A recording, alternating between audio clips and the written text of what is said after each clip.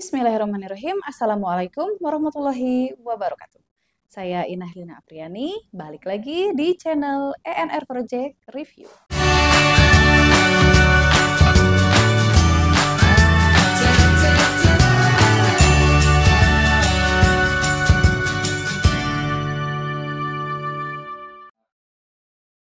Banyak teman-teman yang bertanya, bulan apa bisa ajukan KUR tahun 2024? Tapi sedikit sekali yang bertanya tentang bagaimana prediksi skema KUR Bank Himbara, khususnya Bank BRI pada tahun 2024 nanti. Di video kali ini kita akan membahas mengenai evaluasi skema kredit KUR 2023 yang dilakukan oleh Kemenkop UKM yang diprediksi akan dijadikan skema KUR pada tahun 2024 nanti. Langsung saja kita ke informasinya. Dilansir dari detik.com, Kementerian Koperasi dan Usaha Kecil dan Menengah atau Kemenkop UKM akan mengevaluasi skema penyaluran kredit usaha rakyat atau KUR. Menurut Menkop UKM Teten Masduki, skema ini kurang efektif. Ia melihat sudah saatnya skema penilaian pemberian kredit bagi UMKM oleh bank menempuh metode lain. Pak Teten kemudian menilai sudah saatnya bank mencari mekanisme atau skema penyaluran kredit lain agar UMKM bisa memperoleh kredit. Sebab yang jadi persoalan saat ini adalah banyak UMKM yang tidak bisa memperoleh kredit dari perbankan karena kewajiban agunan. Padahal di lapangan faktanya banyak yang punya sertifikat tapi tetap ingin menerima kredit KUR loh Pak. Menurut Pak Teten, kewajiban agunan itulah yang membuat UMKM Indonesia lebih memilih rentenir dan pinjaman online untuk mendapatkan modal usaha. Menurutnya, bagi UMKM, jumlah bunga tidak masalah, yang penting mudah dan cepat dalam pinjaman. Menurut saya sih, kalau bisa murah dan mudah, kenapa harus mudah doang? Melihat situasi itu, Pak Teten pun menilai ada paradoks di perekonomian Indonesia. Sektor usaha mikro, kecil, dan menengah atau UMKM mendominasi perekonomian, tapi mayoritas perbankan lebih banyak memberikan kepada korporasi besar. Menurut Pak Teten, tingkat permodalan berbagai bank di Indonesia kepada UMKM lebih rendah dibandingkan di Korea Selatan yang mana sudah mencapai angka 80%. Sementara di Jepang dan India jumlahnya sudah mencapai di atas 60%. Teten menawarkan agar bank menggunakan metode lain seperti credit scoring dalam menilai permohonan pinjaman KUR untuk UMKM. Ia melihat skema ini bakal lebih efektif untuk melihat rekam jejak pinjaman UMKM. Teten pun mengaku sudah berdiskusi dengan banyak pihak terkait hal tersebut.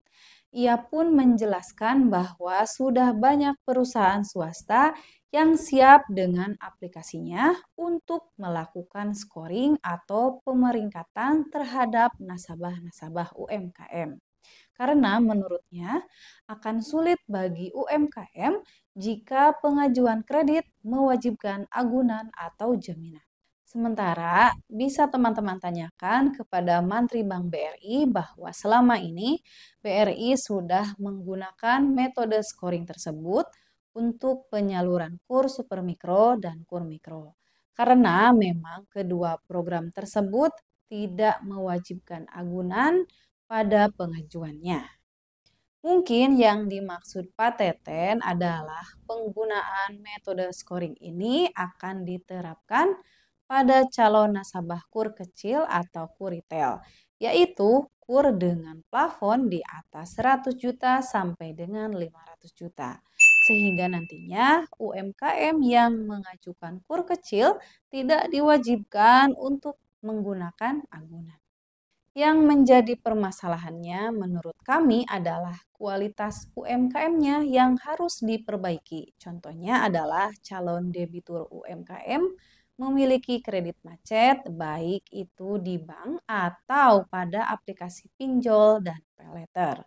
Serta UMKM belum menggunakan produk perbankan dalam menjalankan usahanya.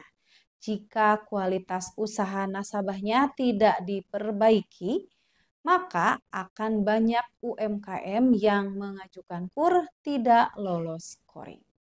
Menurut kami sangat setuju sekali jika para nasabah atau calon nasabah KUR tidak diwajibkan untuk menggunakan agunan. Tapi aturannya harus diperjelas lagi. Misalkan nasabah yang sudah memiliki sertifikat tanah tidak bisa ajukan KUR.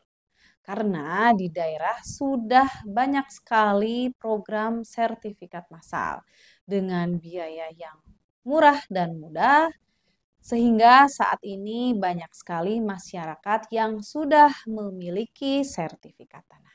Sayangnya banyak sekali terjadi di lapangan, nasabah mengajukan KUR padahal sudah mempunyai sertifikat tanah. Sehingga sebenarnya sudah tidak berhak menerima KUR tetapi tetap ingin mengajukan KUR. Memang program KUR ini dilakukan penjaminan kredit yang di-cover oleh lembaga penjaminan kredit yaitu Askrindo dan Jamkrindo yang sifatnya sebagai cadangan kerugian kredit macet. Akan tetapi nantinya bank tetap harus mengembalikan biaya cadangan tersebut jika nasabah membayar tunggakan kredit macetnya dengan cara subrogasi.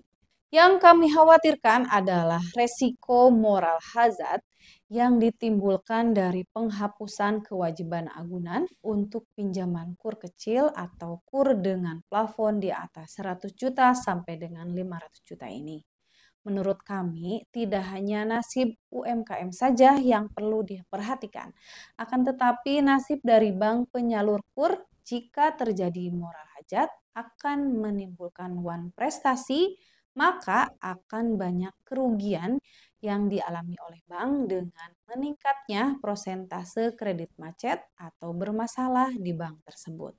Apalagi tidak ada jaminan atau agunan kredit yang digunakan untuk mitigasi resiko bisnis. Jika terjadi kredit macet dan wan prestasi pada nasabah KUR akan sulit untuk dilakukan penyelesaian jika perjanjian kredit tidak menggunakan jaminan atau agunan.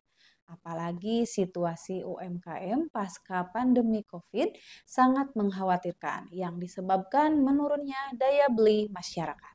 Yang paling dikhawatirkan pihak bank terutama pada sektor KUR kecil atau retail adalah nasabah KUR tidak mau bayar karena usahanya bangkrut dan tidak ada jaminan yang diberikan pada pihak bank. Apalagi jika nantinya aturan penghapusan kredit macet UMKM akan dilakukan.